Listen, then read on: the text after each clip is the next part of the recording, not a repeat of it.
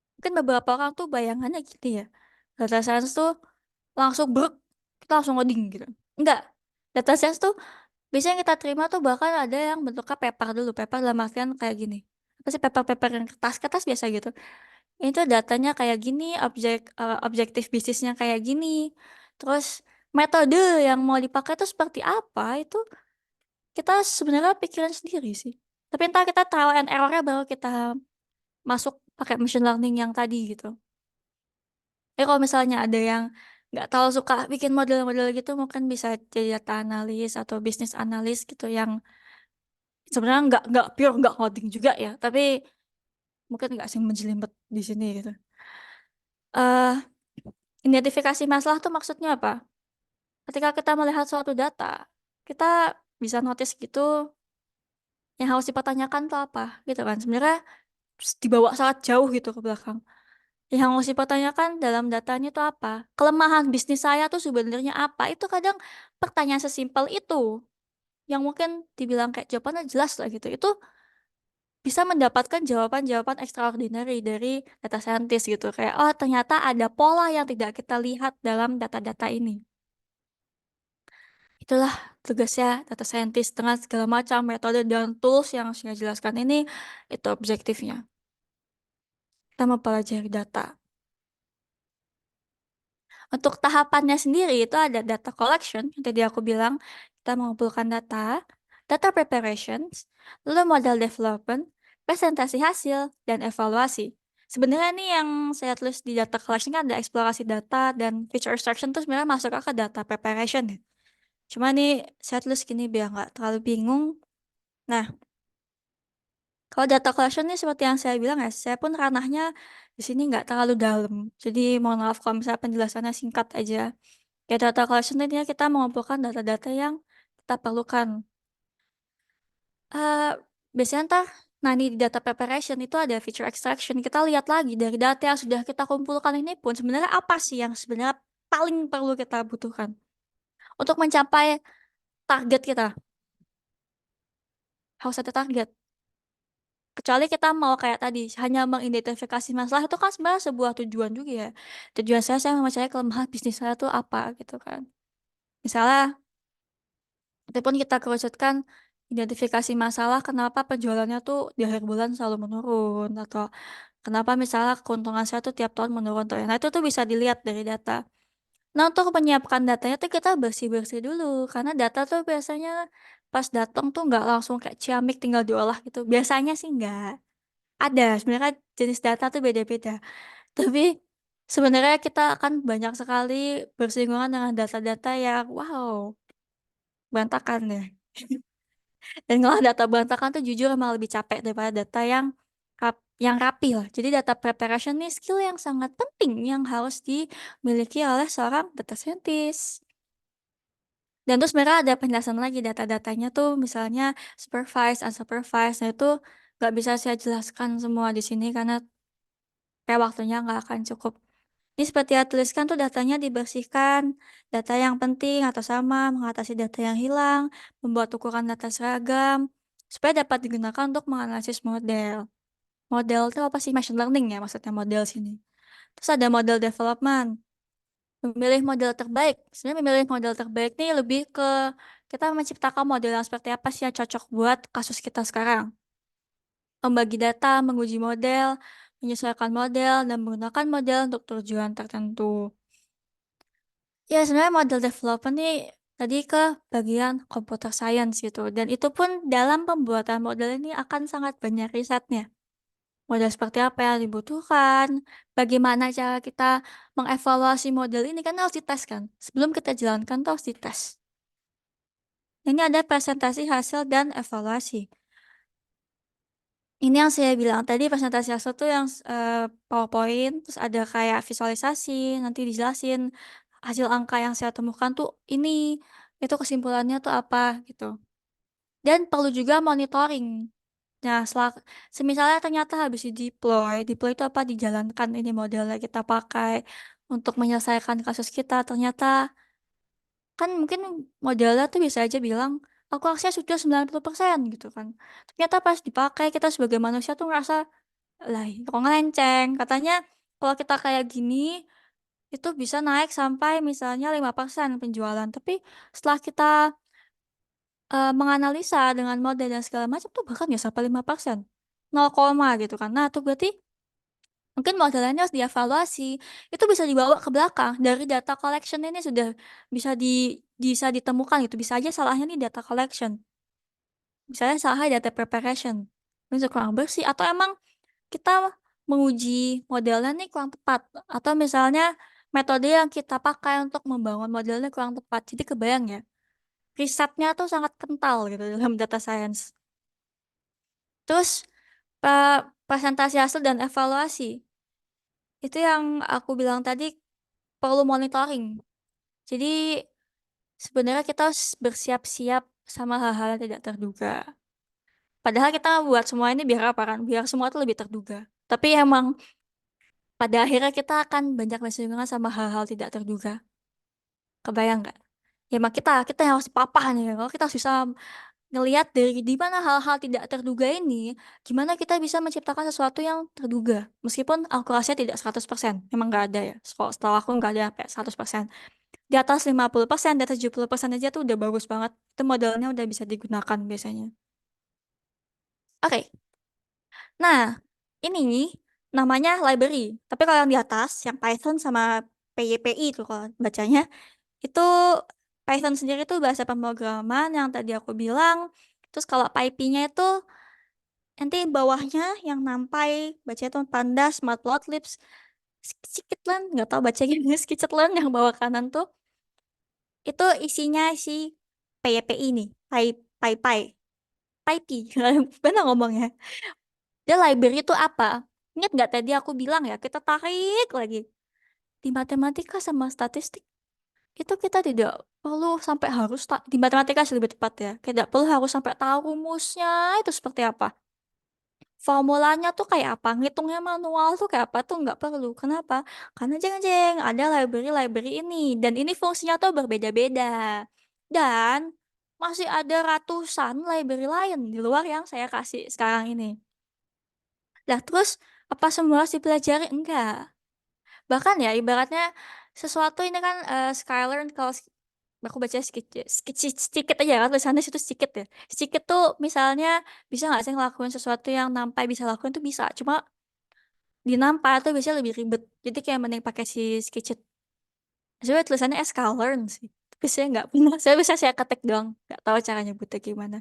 Kalau Pandas ini biasanya kita buat manipulasi data, buat mengolah data, buat eksplorasi data. Eksplorasi data itu seperti apa? Kita nggak usah mikir dulu ngolah data yang jauh-jauh ya. Kita cuma simpel mau lihat judul dari kolom. Judul dari kolom. Kolom-kolom yang ada di data tuh apa aja. Misalnya ya judul kolom tuh mungkin kalau di dunia bisnis ada kayak nama pelanggan, terus umur pelanggan, jenis pekerjaan pelanggan, dan lain-lain. Itu kan judul kolom.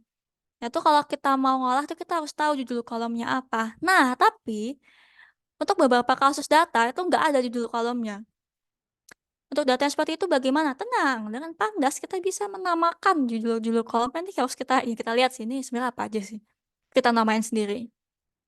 Nah, kalau NumPy buat apa? NumPy adalah sahabat kita untuk mengerjakan matematika dasar.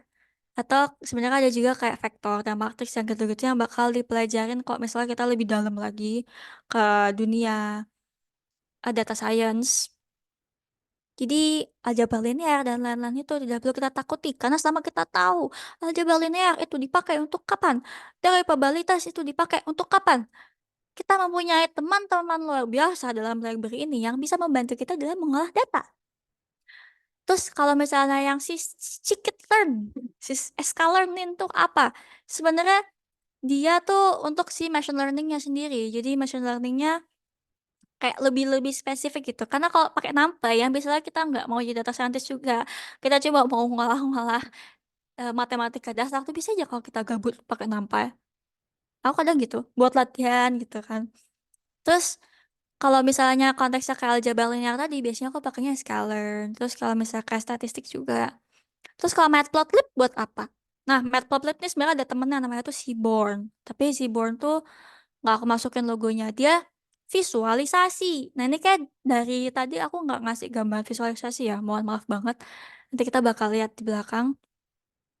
Kayak ini nggak usah kejelasin, karena tadi di belakang aku bakal langsung kasih contoh biar kebayang visualisasi yang dimaksud tuh kayak apa. Terus ini ada, oh bentar, balik dulu ke library ini. Kalau misalnya library ini kan kalau kita cuma lihat gini kita ingat tuh susah ya. Bahkan sebagai data scientist pun saya masih bolak-balik Google. Itu sangat bisa di Google. Sangat bisa. Saya anjurkan untuk Google. Bahkan kalau perlu ChatGPT, ChatGPT. Tapi aku pribadi ya, kalau pakai ChatGPT, ngelihat dalamnya si Nampai, Pandas, Matplotlib ini, itu kadang kurang lengkap. Jadi biasanya library Python kayak gini tuh mereka punya dokumentasi. Dokumentasi itu apa? Isi, isi dari library-nya tuh apa aja.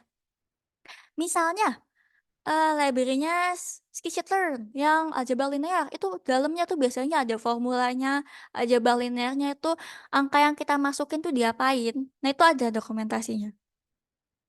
Bahkan kalau dia niat banget ya tuh bisa diubah dalamnya. Kalau data scientist tuh ada yang kayak niat banget disesuaikan gitu. Tapi saya belum pernah kena kasus yang kayak gitu sih di mana harus membuat library-nya tuh saya otak-atik sendiri itu belum pernah. Alhamdulillah. Belum pernah, jangan sampai. eh Terus em, sebenarnya ini makanya gimana? Itu biasanya kita install manual lah, kayak software gitu loh. Tapi misalnya tuh lewat command prompt. Kalau ada yang tahu command prompt tuh kalau kita lihat kayak di film-film hacker gitu yang kayak ada angka-angka kecilnya itu tuh kayak kayak gitulah bentukannya command prompt. Tapi hari ini, nah ntar di belakang bakal kasih tahu. Ini tools lain yang biasa dipakai sama data scientist itu ada Jupyter Notebook yang oranye di atas. Terus ada Visual Studio Code. Sebenarnya ini bukan buat data scientist doang. Ini jujur ini preferensi pribadiku ya. Aku pakai VS Code. Terus ada SQLite yang sebenarnya ada SQL doang juga nggak pakai Lite. Tapi kalau aku pribadi aku pakai SQLite. Terus ada Anaconda itu buat environment. Aku kasih penjelasan-penjelasan singkat aja ya. Jupyter Notebook sesuai namanya dia notebook. Dia ibaratnya buat nyatet-nyatet pengolahan-pengolahan kita kayak misalnya ketika kita ngutak-ngatik data nih kita mau lihat judul kolomnya terus kita bersihin datanya itu tuh perlu loh itu sangat penting proses ini kita taruh di notebook kita dengan rapi karena nanti bisa aja kita pakai ketika kita presentasikan dan notebook ini juga kalau misalnya kita bergerak dalam tim itu tuh bakal sangat berguna buat yang lain makanya ketika kita ngotak-ngatik tuh kalau bisa jangan terlalu berantakan atau buat nama yang aneh-aneh gitu karena biasanya ini bakal kita serahkan ke orang lain yang bakal ngolah kayak ngelanjutin apa yang sudah kita lakukan karena kita pribadi sebagai data scientist kan nerima dari data engineer kalau misalnya data engineer buat sesuka hati ya bingung loh data scientist ini maksudnya apa nggak bisa dibaca gitu kan terus Jupyter Notebook ini itu tak bisa disambungkan ke si Visual Studio Code ini. Yang biasanya kalau aku dulu nge-deploy modelnya itu pakai Visual Studio Code, bukan bukan nge-deploy secara spesifik. Tapi biasanya kan kalau kita mau nge-deploy itu ada codingannya sendiri ya. Itu biasanya aku pisahin. Jadi biasanya ada dua file gitu. Ada yang Jupyter Notebook yang emang buat catatan. Terus ada yang hasilnya. Hasilnya tuh saya menjalankan machine learning yang seperti ini. Itu nanti punya file lagi sendiri. Itu pakai Visual Studio Code. Kalau SQLite nih buat apa? Ini yang tadi aku bilang soal sistem database. Dia gunanya untuk kayak bisa bisa untuk mengolah database juga. Kita bisa buat database baru yang mau kita pakai. Kita bisa nyambungin juga. Ibaratnya kalau kita pikir-pikir ya. Misalnya kita ngetik sesuatu di Tokopedia itu masuknya ke mana gitu. Sebenarnya kalau kalau saya pribadi tuh biasanya ngolah data itu bentuknya CSV atau ada yang tahu Excel ya bentuknya kayak gitu. Tapi itu juga nggak langsung masuk Excel block gitu nggak. Itu biasanya ada sistem database-nya kayak gini yang akan dirawat oleh sang data engineer. Kalau anak Konda nih sebenarnya biasanya pasti akan dipelajari kalau misalnya emang mau menekuni data science. Dia tuh kayak membuat environment sendiri lah. Nanti kata kuncinya tuh adalah environment. Lingkungan lah. Kayak saya punya lingkungan sendiri, di mana saya mengerjakan data-data yang saya olah. Kebayang nggak? Tapi dari data yang saya olah itu juga ada library-library ini tadi. Karena bisa aja library yang kamu pakai itu tabrakan sama library lain. Misalnya, contoh, aku mau pakai Seaborn versi yang 2.0, tapi nanti dia tuh nggak bisa dipakai sama misalnya sampai 2.1 gitu, kayak harus disamain, semuanya harus 2.1. Nah itu kebayang nggak sih kalau misalnya kita ngolah data, terus kita perlu beberapa library yang berbeda-beda, terus kayak kita masukin semua tuh bakal error, terus aku juga pernah kayak gitu, error terus.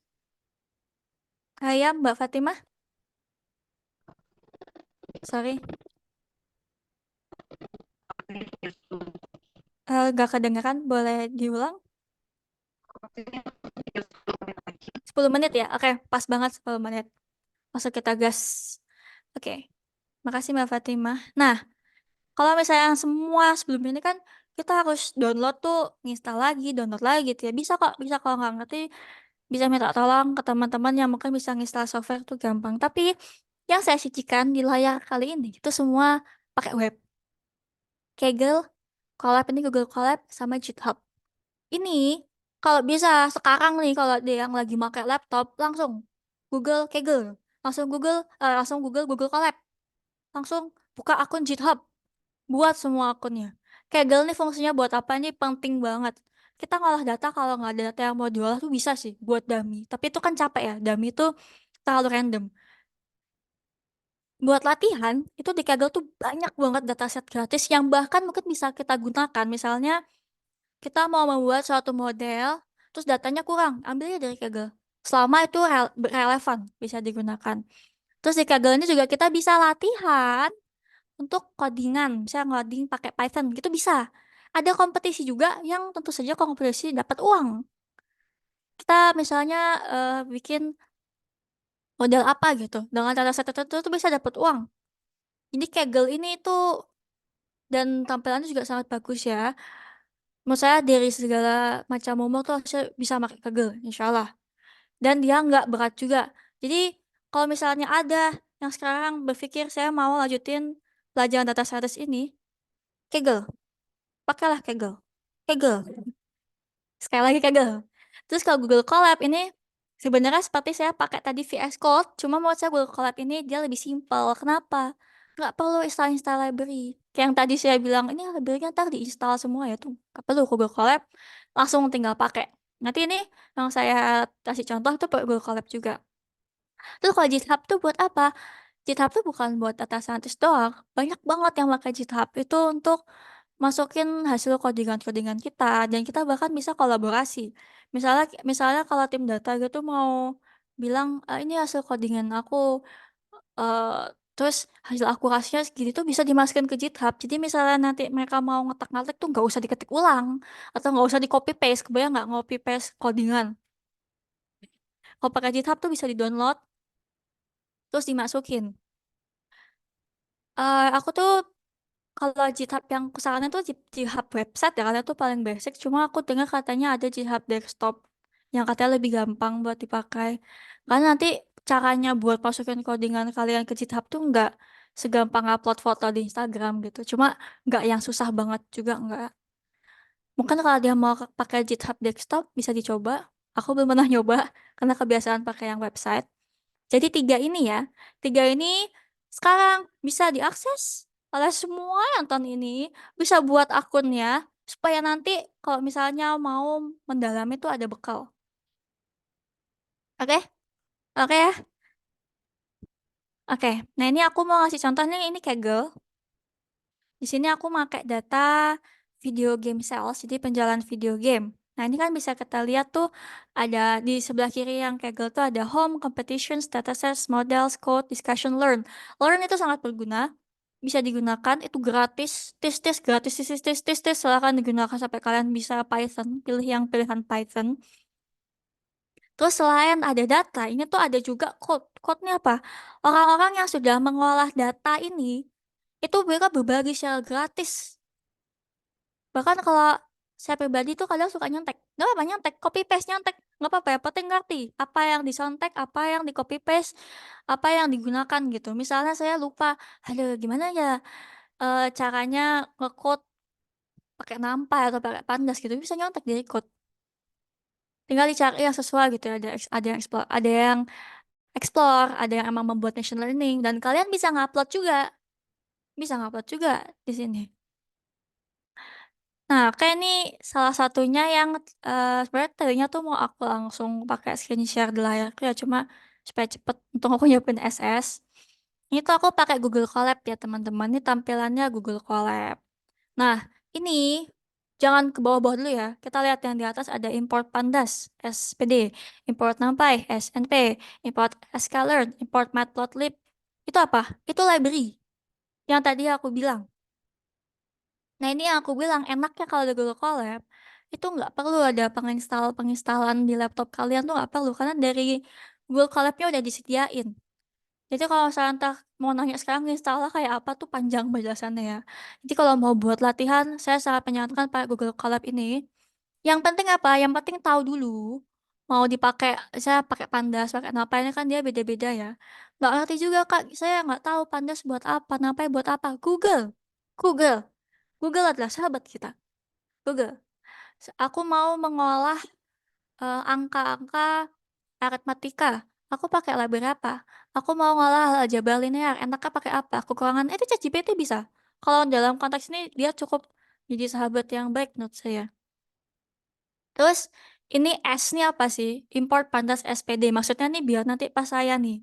Ini kan sebenarnya kalau yang di nomor 4 nih DF sama dengan pd.read. Itu kan sebenarnya ditulisnya pandas.read gitu ya. Itu salah satu bagian dari pandas tuh biar pendek aja. Kenapa PD? Kenapa NP? Karena nanti supaya teman-teman kalian yang ngolah data ini tuh nggak pusing. Karena emang biasanya umumnya pakai kayak gini. Ini komunikasi itu sangat penting ya sebenarnya dalam tim data. Terus ada escalon, matplotlib ini bakal ditunjukin nanti. Nah ini contohnya nih. Oh ya, Python tuh sensian ya teman-teman. Sensian sama yang namanya huruf kapital. Salah dikit error semua. Jadi misalnya aku nulis di import pandas SPD, terus pandasnya aku P-nya gede atau S-nya gede itu bisa nggak ke detect, langsung traceback error. Tapi kalau error kalian jangan panik, itu masih bisa dibenerin, bisa dibaca salahnya di mana itu bisa dilihat. Di sini ada df sama dengan pd read csv. Ini comment yang dipakai untuk membaca file Excel CSV ini. Ah ya, sebenarnya saya tuh mau nunjukin tadinya cara nyambungin di Google Cloud ini enaknya kalian ngupload data tuh bisa dari Google Drive juga. Ada di logo yang bentuknya kayak file folder itu. Nah, ini otomatis nanti bakal membaca si file ini. Jadi nggak kita masukin manual gitu, kita copy paste semua datanya nggak. Alhamdulillah. Tinggal di DF sama dengan PDRead. Berarti next time DF tuh kenapa sih DF? DF itu data frame biasanya. Kalau kalian mau buat singkatan lain misalnya dengan nama kalian, dan misalnya aku Fani sama dengan PDRead CSV gitu bisa. Tapi ntar tim data setelahnya pusing. Apa ini? Kenapa ada namamu di sini gitu? Terus ini yang dot-dotnya apa? DF? Ah, sorry. Yang di DF, PDRead CSV ini content drive, my drive ini namanya jalur ya, path. Path ini biasanya aku copy paste dari yang logo yang di kiri ini, yang files folder. Itu supaya dia ngarahin, ngebuka spesifik banget. Itu nih nggak harus diapalin. Bisa langsung copy paste, klik kanan di filenya. Nanti ada kok. Kalau kalian menyadari itu ada tulisan copy paste. Nah itu yang kalian paste. Dan kenapa harus ada tanda kutipnya ini? Karena jenis data yang diolah Python itu macam-macam kan. Ada angka, ada yang boolean, ada yang true false, dan desimal segala macam itu.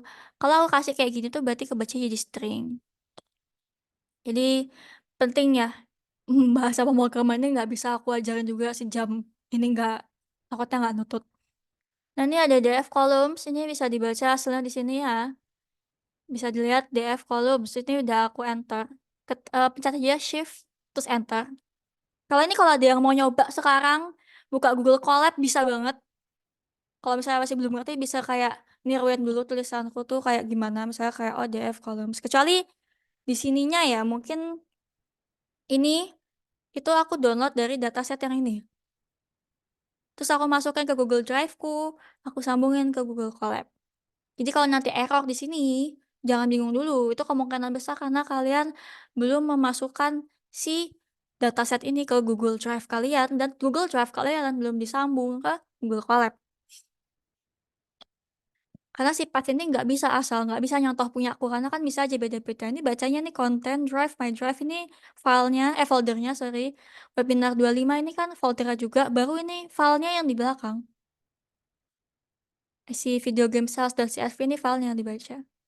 Nah, DF columns itu berarti aku mau lihat judul kolom. Judul kolom yang ada dalam file itu apa aja ya? Bisa kita lihat tuh ada ranking, nama, platform, tahun, oke. df.head. Ini apa? Aku mau lihat data-data yang paling atas. Ini adalah tahapan eksplorasi ya. Aku masih kayak ngulik datanya sebenarnya kayak apa gitu kan. Ini bisa dilihat ya, ini data real ya. Itu ada namanya Wii Sports. Platformnya apa? Wii, tahun 2006. Genre sports. Publisher Nintendo. NA sales, pasar bla bla bla, sampai global sales ini. Ini kan kalau kita ingat-ingat semua agak pusing juga ya. Makanya kita mengolah ini dengan data. Nah ini aku klik def doang supaya aku sekalian mau lihat ini ada berapa jumlah kolom sama barisnya. Ini ada ranking. Nah ini disinilah kita harus mulai berpikir. Biasanya kalau sini udah harus ada objektifnya tuh apa. Kalau nggak salah kemarin tuh aku mencoba membuat model yang memprediksikan variabel antara si penjualan yang di NA, terus di Europe, Japan, other sales ini ke global sales. Maaf kok penjelasannya agak pusing. Nah, ini visualisasi teman-teman. Visualisasi itu seperti ini. Pakainya apa? Pakainya tuh Matplotlib. Dan sebenarnya visualisasi ini bisa dibuat lebih bagus. Mau dibuat berwarna-warni, gonceng, warna pink, warna oranye tuh bisa. Cuma, sebenarnya saya kelemahan saya di visualisasi ya. Jadi ini, menurut saya mikir selama udah bisa dibaca oke lah. Ini kan bisa dilihat nih. Berarti dari sini penjualan game yang paling laku berdasarkan genre itu apa? Action. Terus sports. Ini apa sih Kak? PLT figure tuh apa sih? PLT tuh tadi aku ngimport apa? Matplotlib.pyplot as PLT. Berarti yang aku sedang gunakan tuh berarti library-nya Matplotlib pyplot. Kebayang nggak?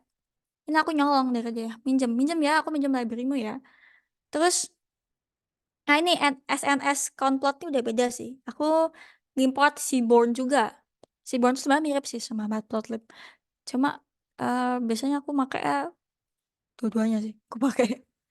Terus ini ada misalnya nih title-nya penjualan game paling laku. Ini kebaca nggak di sini? Kok aku nggak kebaca ya? Ketutupan sama ini zoom-nya. Nih ada nih tulisannya genre ada di bawah. Kebayang nggak? Jadi ini tuh sebenarnya semua tuh ada artinya. Per. Cuma emang menulisnya tuh nggak bisa langsung belak-belakan gitu loh. Aku mau buat graphic chart gitu tuh nggak bisa. Harus pakai bahasanya sendiri.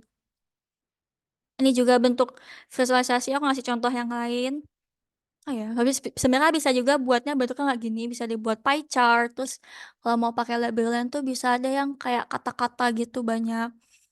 Terus ada yang bisa buat nyari outlier dan segala macam tuh bisa, bisa pakai visualisasi itu sangat-sangat penting. Bahkan dalam proses explore data seperti ini ya, ini kan belum tentu bakal aku sajiin ke presentasi akhir ya, kecuali emang aku mau ngasih lihat gitu ke stakeholder kayak ini Pak, itu kalau dari penemuan saya tuh platform game yang paling laku tuh ada di berarti Nintendo DS sama PS2. Kalau pakai visualisasi lebih enak lihatnya. Sebenarnya bisa nggak pakai visualisasi pun kayak kita nanya langsung gitu. Biasanya kalau kayak DS tuh berapa, PS2 tuh berapa, PS3 berapa, tapi prefer pakai visualisasi sih supaya kita juga lebih gampang kan, langsung kelihatan gitu. Terus ini tuh bisa juga kalau misalnya visualisasinya tuh nggak mau langsung semua, tuh sangat-sangat customizable. Cuma mau lihat PS2 atau emang spesifik mau lihat PS3. Oke ya, kebayang nggak nih visualisasinya? Oke, ini contoh, contoh ya. Jadi jangan dijadikan acuan juga. Ini aku ngebuat model. Ini tidak sampai tahap deployment. Harusnya tuh ada sampai tahap deployment tuh menggunakan library yang kalau aku mendukung API.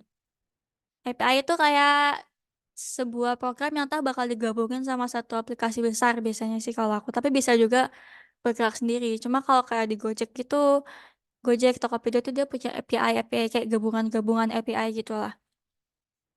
Nah ini udah membaca codingan ya. Saya juga bingung jelasinnya gimana. Basically ini aku nama-namain dulu. Kenapa sih penting banget buat kayak misalnya kenapa kan aku bisa aja ya nulis DF terus dalamnya NA sales, EU sales, CP sales. Simpel. panjang sekali kawan-kawan, bingung nanti bacanya. Terus belum nulisnya harus kayak gini kan. Harus ada tanda petiknya, komanya nggak boleh salah, kurungnya nggak boleh salah. Sedangkan kalau kayak gini, nanti langsung deh kita pakai comment data frame feature. DFT kan udah kita namain nih, berarti dia ngambil dari data yang sebelumnya udah kita sambungin kan. Data video game salah satu feature yang kita ambil itu apa aja? Ada NA sales, US sales, JP sales, bla bla bla. Targetnya itu aku maunya global sales. Ya, kayak gitu ya, kebayang ya. Jadi ntar ini semua tuh menyambung gitu dari awal. Jadi kebayang nggak kenapa kita harus punya notebook? Karena mungkin walaupun aku tinggal 2 hari tuh aku lupa loh. Ini tuh apa ya? X itu apa ya gitu kan. Ini kan pendek. Kalau kita ngolah data asli tuh bisa sangat-sangat panjang dan berhari-hari. Ini aku ngimport lagi. Scalar Model Selection. Ini aku menggunakan metode pembagian data. Bagian data yang aku gunakan untuk mentrain modelnya. Jadi model terus di training, berarti di olahraga gitu biar kuat, supaya dia bisa. Nah, terus nanti train test, itu kita ngetesnya tuh pakai data yang kita punya juga. Sebenarnya entah kalau udah dari sini kita harusnya punya data baru yang kita gunakan buat mastiin kayak ini bekerja dengan baik nggak model. Cuma karena aku nggak sampai tahap deploy ya, aku nggak sampai bikin data baru yang akan kita proses. Ini tuh kalau kalian bingung X-trend ini apa, ini balik aja ke belakang nih. Ada kan X sama dengan DF filter. Jadi baca tuh ibaratnya kalau pusing ya dari bawah tuh ke atas gitu. Terus trend test split. Ini test size dan random set nih semuanya nih ada artinya ya. Test size nih harusnya sampling yang aku pakai buat kita tuh sekitar 20%. Jadi tulisnya nggak 20% tapi 0,2. Nah ini tuh ntar bisa kita atur-atur lagi teman-teman. Kalau misalnya nyata dengan test size 0,2 dan random state 42 nih hasil dari model kita tidak optimal, ya kita bisa antara ganti ini atau kita ganti metode. Kita nggak trainingnya dengan cara lain. Sebentar Mbak Fatimah, kasih 2 menit aja, 2 menit. Terus sama sampai akhir ini tujuannya adalah kita membuat model yang bisa prediksi. Nah kalau MSA ini apa? MSE ini itu tingkat akurasi modelnya ya. Kalau semakin tinggi itu maksudnya kan tingkat akurasi model. Ini kan kita mau memprediksikan kan targetnya global sales ya. Gimana supayanya global sales yang kita prediksikan sama global sales yang asli itu jaraknya tidak terlalu jauh. Tidak bedanya tidak terlalu signifikan. Karena kan kalau misalnya beda signifikan berarti hasilnya kurang akurat. Ya, kurang lebih kayak gitu. Oke. Sip, pas sekali. Oke, Mbak Fatimah, silakan. Terima kasih Kak.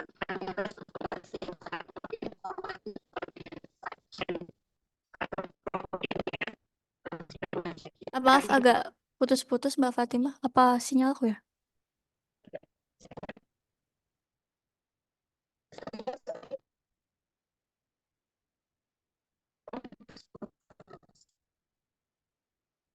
Iya, suaranya agak putus-putus.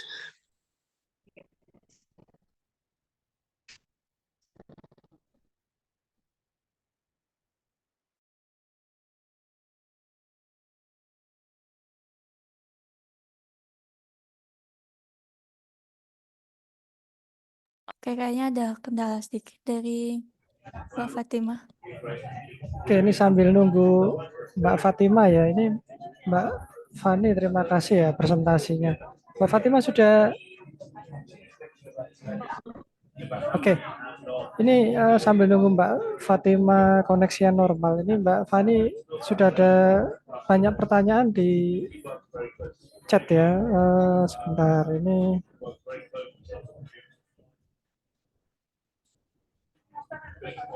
Nah, ini yang pertama dari Mbak Rena ya.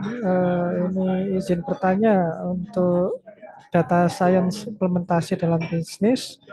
Untuk seorang data scientist menghasilkan sebuah kontribusi untuk bisnis dalam pengambilan keputusan. Pertanyaannya, hasil pekerjaan berupa apa yang data scientist bisa berikan untuk bisnis? Apakah ada hubungannya dengan scoring dan forecasting?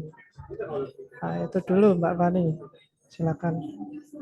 Bentar, pertanyaannya tadi yang dari Mbak siapa ya? Biar aku Ya, baca juga. Mbak ini Mbak Rena Nurlela. Nurlela, oke Mbak Nurlela. Dan semua. Oke, Berupa apa yang data science berikan untuk sebuah bisnis? Yang pertama itu pasti decision making ya. Decision making. Keputusan yang diambil itu kan sangat udah nyala ya. Oke. Itu kan sangat penting. Cuma emang yang dikasih sama data scientist ini itu nggak cuma keputusan yang diambil. Dia punya metode khusus yaitu menggunakan data-data. Dan yang aku jelasin tadi, data-data ini punya benefit lebih ketimbang kalau kita mengambil keputusan yang tidak berbasis data. Apakah ada hubungannya dengan scoring dan forecasting? Ada, benar-benar ada. Kalau dalam bisnis tuh kayak misalnya kita forecast, terus kalau misalnya dalam finance kita bisa prediksi lah. Forecasting itu kan prediksi juga ya. Emang prediksi itu kata yang bakal sering kita temui ketika kita menjadi data scientist. Memprediksikan banyak hal-hal yang tingkat akurasinya mungkin tidak 100%, tapi akurasinya tuh lebih baik ketimbang kita tidak menggunakan data sama sekali. Oke, Oke, sekiranya kayak gitu, apa cukup menjawab atau terima ada yang kurang kasih jelas? atas tanggapannya Kak Fani. Apakah sudah cukup jelas, Mbak Neni? Cukup Pena? jelas, Mbak Fatimah. Mbak Fatimah, terima kasih. Wah, maaf tadi ngapunten ada kendala sinyal. Kita masuk ke pertanyaan berikutnya ya, Iya, Dek. Kak Mbak. Amelina. Makasih, Mbak. Nggih, untuk pertanyaan dari Mbak Amelina, Kak Fani, izin bertanya, hasil kerja dari data entry itu apakah termasuk yang akan diolah dari data science? Terima kasih. Halo, iya benar ya. Sebenarnya data science tuh kadang agak bingungin. Kayak aku bilang tadi di perusahaan tuh mereka sendiri pun nggak tahu sebenarnya bidang data apa yang diperlukan sama perusahaan mereka. Jadi nggak jarang sebenarnya data science itu disuruh data entry juga. Tapi kalau misalnya ditanya, apakah kita ngurus data entry itu kalau menurut aku dan menurut beberapa yang aku baca data entry itu lebih masuk ke data engineer sih. Dan meskipun data science bakal bersinggungan belajar hal-hal soal data entry dan data engineer, kita tidak menekuni itu. Kita lebih ke ngolah data, kita tuh kayak pertengahannya gitu loh. Jadi kalau misalnya mau menekuni data entry, itu bisa eh, belajar lagi spesifik untuk data entry. Seperti itu. Apa cukup Hmm, jelas? jadi ada spesifik khusus ya kalau untuk data entry. Gimana Mbak Amelina, apakah cukup? Oke, kita anggap cukup ya. Bukan gini sih, maksud saya tuh hasilnya dari data entry itu, Hmm. hasilnya itu bisa diolah di data science atau ya memang khusus hanya data entry untuk suatu bisnis lain gitu maksudnya. Oh iya. Sorry tadi nggak fokus. Ya dia bakal diolah. Kayak saya bilang tadi sebelum data science itu harusnya ada data engineer yang bertugas ngurus semua data-data ini. Yang masukin, yang collecting, yang bahkan menjaga supaya sebenarnya ya kewajiban mereka tuh data ini nggak berantakan tuh salah satunya di mereka juga. Cuma emang dalam implementasi penerapannya langsung data yang diolah sama data science tuh seringkali lumayan semrawut. Tapi emang berat kayak nggak data entry itu nggak segampang itu juga ya buat masukin data. Oke, Oh ya, terima kasih. Terima kasih Kak Fani atas tanggapannya. Dan masuk ke pertanyaan berikutnya dari Syahrbanu. Izin bertanya, apakah kita harus memastikan sumber data yang kita kumpulkan atau bisa memilih secara acak untuk memilih sumber data? Karena berdasarkan pengalaman saat mengerjakan tugas, saya merasa salah sumber sehingga tidak mendapatkan hasil yang diinginkan. Terima kasih. halo, benar. Datanya yang kita kumpulkan tuh harus harus tahu dan kadang emang meskipun kita udah ngerasakannya ini udah cukup benar ya, tapi kayak yang dibilang sama Mas Syahar ini ya, kadang pas udah dijalankan, ibaratnya aku bilang proses monitoring ya. Modelnya udah jadi, kita udah ngolah data segala macam kok hasilnya kurang gitu. Bisa aja. Bisa aja tuh masalahnya ada di data yang kita kumpulkan atau mungkin data yang kita kumpulin ini udah benar, tapi ketika kita menyiapkan data ini diolah itu metodenya kurang tepat. Nah, itu makanya baiknya sebelum kita ngumpulin data, kita punya metode khusus juga dalam mengumpulin data, terus kita tahu apa saja data yang harus dikumpulkan. Karena Itu faktor yang sangat-sangat krusial. Dan kalau misalnya kita salah sampai akhir, itu kemungkinan harus ulang lagi ngumpulin data yang lain dari awal. Makanya kalau aku bilang mending ngumpulin data tuh langsung banyak gitu kalau memang punya kapasitas yang langsung ngumpulin banyak dan biarin aja kekumpul terus. Nanti biar pas kita mau make, itu tinggal kita feature extraction. Kita ambil mana yang mau kita pakai. Kayak gitu. Oh, terima kasih Kak Fani. Untuk share Banu, apakah sudah cukup atau ada yang masih ingin ditanyakan? Sudah cukup, Kak. Terima kasih. Terima kasih untuk pertanyaannya. Untuk pertanyaan selanjutnya ada dari Syarifah Mahdia. Izin bertanya, tadi disampaikan kalau yang terpenting setelah melakukan data science itu adalah bagaimana cara kita mengambil kesimpulan dan keputusan. Maka apakah kesimpulan tiap individu itu bisa berbeda-beda karena tergantung dari pola pikir masing-masing dan terkadang ada pengaruh emosi masing-masing dan human things gitu. Apakah ada tips supaya kita bisa mengambil keputusan dan kesimpulan yang terbaik supaya tujuan yang diinginkan dapat tercapai dengan maksimal? Oke, Monggo Kak Fani. ini pertanyaan yang sangat bagus sekali ya. Yang pertama, em, aku seperti aku bilang tadi, sebenarnya emosi kita tuh bisa menjadi faktor yang penting juga dalam pengambilan keputusan. Kalau misalnya, apakah kesimpulan di tiap individu bisa berbeda-beda? Iya, bisa. Itu kenapa yang aku bilang tadi, pas kita presentasi hasil, prosesnya itu harus ditunjukin juga. Prosesnya ini bakal dinilai juga sama entah itu stakeholder atau tim data yang lain. Mereka tuh mau ngelihat proses pola pikir kita tuh kayak apa, karena bisa aja hasil yang kita dapatkan tuh kadang gini Mbak, kadang model itu bilang hasil akurasinya pas dites evaluasi itu 90%.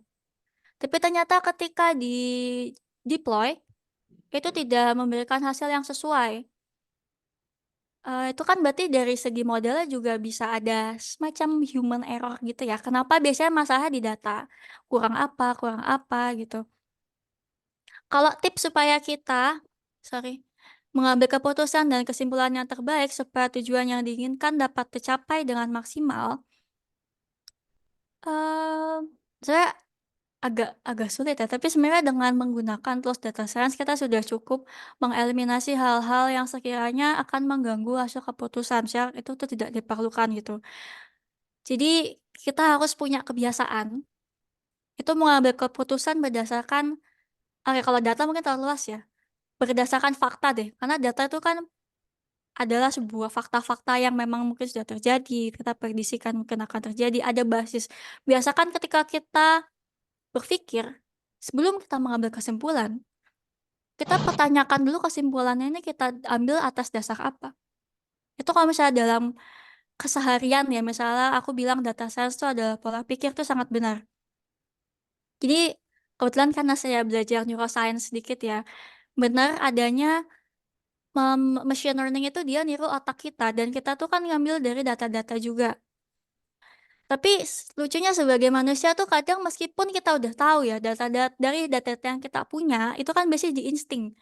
Cuma insting tuh nggak selalu akurat. Berarti harus kita training itu kan akurasi kita pas insting. Nah insting ini harus kita olah dari data-data. Karena di data science pun nggak semua data tuh bisa jadiin acuan. Objektifnya tuh harus jelas, tujuannya harus jelas. Terus pas evaluasi, ya mau nggak mau kita maju mundur, lihat data yang dipakai, hasilnya bagaimana. Mungkin simple human error yang paling umum tuh ketika kita merasa sudah cepat puas dengan hasil model kita. Itu sih biasanya yang umum ya. Oh, ini sudah 90%, tapi pas dijalankan kok nggak 90% ya performanya itu kita kan masa mau pure nyalahin mesinnya gitu kan. Padahal yang milih metodenya itu kita. Jadi kalau bisa, gini deh, biar aku nggak kebanyakan muter-muter. Tipsnya adalah terbiasalah berpikir secara struktur. Kayak analisa yang aku bilang tadi. Jangan langsung loncat ke kesimpulan. Biasakan berpikir secara struktur, dan secara struktur ini itu berbasis data-data faktual yang terjadi di sekitar kita gitu. Jadi bukan cuma dari perspektif kita. Kebayang nggak? Terima Oke. kasih Kak Fani atas jawabannya yang luar biasa. Kita masuk ke pertanyaan berikutnya dari Yeri Christian. Izin bertanya, apakah data science ini bisa dijadikan suatu komunitas kampus atau ekskul? Jadi nggak sekali dalam webinar seperti ini kan? Wah, Mungkin biar lebih mendalami mungkin. itu kayaknya pertanyaannya ke Ibu Ketua Ini deh. Saya pertanyaannya ya, ini kita nanti ajukan ke penyelenggara dan ke Ya, akademik ini. ya, baik. Halo Mas Yeri, semoga sehat selalu ya. Sempat ketemu di kelas semester lalu. Mas Yeri ini emang salah satu yang hobi programming ya. Jawabannya sangat bisa Mas Yeri karena kampus kita sangat support ya terkait data science. Ini ada beberapa dosen yang memang menekuni ya. Ada Pak Nasri ya. Sebentar Pak Nasri, izin Pak Nasri apakah hadir Pak? Masih hadir Pak? Ya, Pak Ryan, monitor. Ini Pak, ini mohon bantuan ini Mas Yeri request data science dijadikan komunitas Pak atau eskul di kampus. Ya, izin Ini menambahkan sedikit. ya. Monggo, Jadi monggo, Pak. sangat bagus ya, saya mengikuti dasar-dasar data science sudah diberikan ya. Tadi ada apa tools-toolsnya ya, lewat Kaggle, lewat GitHub, sama lewat apa punyanya Google tadi ya. Jadi sebaiknya ini dimulai ya untuk coding sederhana, di mana nanti tadi statistik tadi kita coba untuk membuat prediksi ya, yang sederhana aja. Saya rasa itu tambahan bagus sekali. Nanti mudah-mudahan dilanjut, Pak Ryan, teman-teman. Siap, siap. Siap. Matur nuwun Pak Nasri. Baik Mas Yeri, nanti kita akan buat eskul ya komunitas kampus. Terima kasih. Oke, monggo dilanjut Mbak Fatimah. Terima kasih Pak Ryan, Pak Nasri. Kita langsung masuk ke pertanyaan berikutnya dari Mbak Alena lagi. Pertanyaan kedua, apakah data science dikatakan sangat dapat digunakan dalam sebuah bisnis? Jika data science berperan meningkatkan efisiensi, lalu bagaimana cara data scientist melakukan analisis resiko yang akan terjadi dalam sebuah bisnis? Monggo Kak Fani. Tanggapannya. caranya adalah mengolah data itu sendiri ya. Analisis resiko secara spesifik itu metodenya tuh ada banyak. Jadi aku nggak bisa langsung jawab kayak oh metodenya tuh metode A misalnya. Yang aku tahu ya misalnya oh dengan analisis regresi gitu misalnya atau probabilitas gitu. Itu tergantung kita mencari apa, tergantung kita mengolah data yang seperti apa. Mungkin kalau saya belum kebayang ya, mungkin harusnya lain kali aku kasih contoh data-datanya tuh apa aja, karena data itu bisa berbentuk angka dari paling simpel ya. Kalau angka kan mungkin kayak tadi ya, video game sales tuh dia lebih ke angka-angka kan, ada angka penjualan. Yang aku pakai juga kan, yang aku olah tadi kan tuh salesnya kan, penjualan. Aku tadi kalau dilihat, coba ya, kalau dilihat feature extraction itu, sorry. Ini, sorry. Nah, ini kan ada nama, ada ranking, ada nama, platform, tahun, genre, publisher. Ini kalau dilihat, aku tuh tidak memakai data-data berikut buat aku olah di pembuatan model. Oke, kita lihat fitur yang aku ambil apa aja. Penjualan-penjualan di region tertentu. Karena aku mau memprediksikan penjualan globalnya tuh apa. Jadi untuk analisis resikonya sendiri, kita harus tahu analisis resiko tuh luas banget ya menurut aku. Jadi aku agak bingung juga jawabnya. Analisis resiko sendiri itu tergantung sih, tergantung datanya apa. Jadi yang kalau ditanya bagaimana caranya tuh tetap tetap pakai mesin dan aku tekankan lagi bahwa riset itu sangat penting. Jadi nggak ada saya tuh nggak ada satu cara manjur kayak oh kalau aku pakai metode ini pasti bakal aku hasil segini tuh enggak. Karena dari bentuk data, objektif yang ingin kita dapatkan tuh sangat-sangat bervariasi. Ya semoga tuh cukup menjawab ya pertanyaannya. Atau kalau kurang jelas gitu. Ya, terima kasih Mbak Rena. Mungkin cukup jelas apa ada yang mau ditanyakan lagi? Saya izin menanggapi, berarti setiap apa yang dibutuhkan dalam bisnis, kemungkinan dalam data science itu ada metodenya ya Mbak Fani, gitu ya? Benar sekali. Metodenya itu dari awal Oke. kita menelaah data, itu udah ada, orang tuh udah punya cara masing-masing, Mbak. Saya pun juga punya kayak mungkin cara-cara sendiri dan saya mungkin agak bias ya. Kadang kekurangan orang tuh mungkin ya hubungannya sama pertanyaan sebelumnya tuh ketika kita terlalu bias sama satu metode. Ah, saya biasanya pakai metode ini bisa kok gitu. Nah, itu tuh agak rawan ya kalau data science. Baik-baik. Jadi lebih baik riset sebelum memulai tuh riset, pas lagi ngelakuin riset, udah beres riset. Kayak gitu. Oke. Cukup Bu Mbak Terima Rena. kasih Mbak Fani. Oke, Cukup terima Mbak Fatimah. Oke, terima kasih. Untuk Terima selanjutnya ada kasih. Pak Terima kasih. Yurherno, mohon minta link YouTube pemateri agar kami siap. Nanti insya Allah akan di-share sama bidang bagian akademik untuk linknya. Pertanyaan berikutnya adalah dari Mbak Iis. Selamat siang, mohon izin bertanya Mbak Fani. Mohon izin mengklarifikasi pemikiran berkaitan dengan materi yang disampaikan oleh Mbak Fani. Melihat penjelasan Mbak Fani tentang data science, sepertinya apabila data science benar-benar diterapkan dengan baik dalam setiap unit di sebuah organisasi, maka kesimpulan yang didapat dari data science dapat digunakan sebagai acuan untuk penyusunan peta risiko. Untuk ini bagaimana tanggapannya Kak Fani? Untuk tanggapanku sendiri ya, kebetulan kan aku belajar manajemen keuangan ya. Sebenarnya dari beberapa jurnal yang aku baca tuh penerapannya udah banyak. Aku nggak masukin jurnalnya.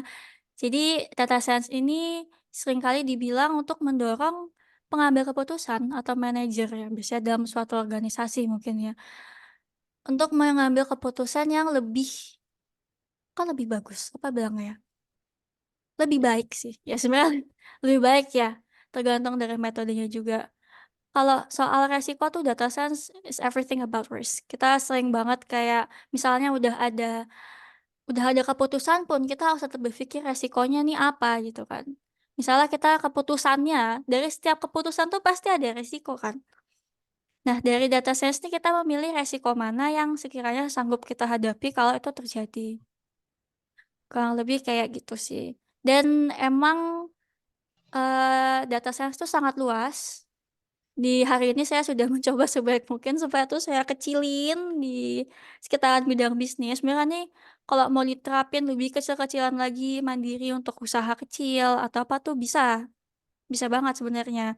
Kalau misalnya juga menyanggupi ya untuk melakukan tugas data science itu dalam tim yang skalanya lebih kecil. Mungkin biasanya ada data engineer, data scientist, data analyst ini kan ibaratnya karena baru mulai kita minim. Ada yang mungkin data engineer-nya harus belajar cara jadi saintis, saintisnya harus bisa menganalisa, harus ada yang bisa machine learning, kayak gitu. Oke.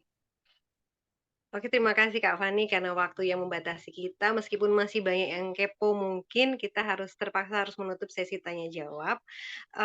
Sebelum saya closing, mohon izin Kak Fani untuk memilih 3 penanya dari webinar hari ini untuk mendapatkan hadiah dari Pak Panitia Penyelenggara ini. Monggo Kak Fani dipilih 3 penanya. Mbak Fatimah, Nggih? ya maaf, ya sudah itu gak apa-apa, nanti dicatat aja nomor HP-nya semua nanti. Oh, Ada nggih. ya, ada gift itu ya, digital money nanti dari kampus. Siap, siap. OVO atau GoPay ya. Nggih. Terima kasih Pak Ryan. Wah, alhamdulillah dapat ilmu, dapat hadiah. Alhamdulillah webinar hari ini sudah sampai di penghujung acara. Kak Fani sudah berhasil membawa kita bertaaruf dengan data science ini dengan lebih lebih tidak menyeramkan ya.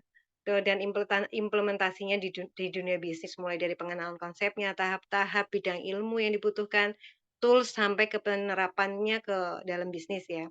Semoga informasi yang telah disampaikan tadi dapat bermanfaat bagi kita semua dalam mengembangkan kemampuan di bidang data science. Karena kalau nggak kenal katanya nggak sayang nih. Jadi sudah ta'aruf dulu untuk lebih mengenal dan lebih menyayangi data science. Karena ingatlah bahwa setiap data ini memiliki cerita dan setiap data scientist adalah penceritanya. Mari kita gunakan ilmu yang barusan dibagi sama Kak Fani ini untuk menulis cerita sukses kita masing-masing. Terima kasih sekali lagi diucapkan ke Kak Fani atas materinya, presentasinya yang luar biasa, serta para peserta partisipan atas partisipasi dan antusiasnya dalam webinar ini, juga kepada panitia pelaksana webinar yang karenanya webinar ini dapat berjalan dengan lancar. Semoga kita bisa bertemu lagi pada kesempatan lain dan dalam keadaan yang lebih baik lagi. Sebelum berpamitan, izinkan saya menyampaikan sebuah pantun. Jalan-jalan ke Candi Prambanan. Jangan lupa beli bakpia. Data Science kita manfaatkan bersama STIE Indonesia Malang mendunia. Sekian, sampai jumpa. Terima kasih. Wassalamualaikum warahmatullahi wabarakatuh. Waalaikumsalam Waalaikumsalam warahmatullahi warahmatullahi wabarakatuh. Bapak Ibu. Pamit.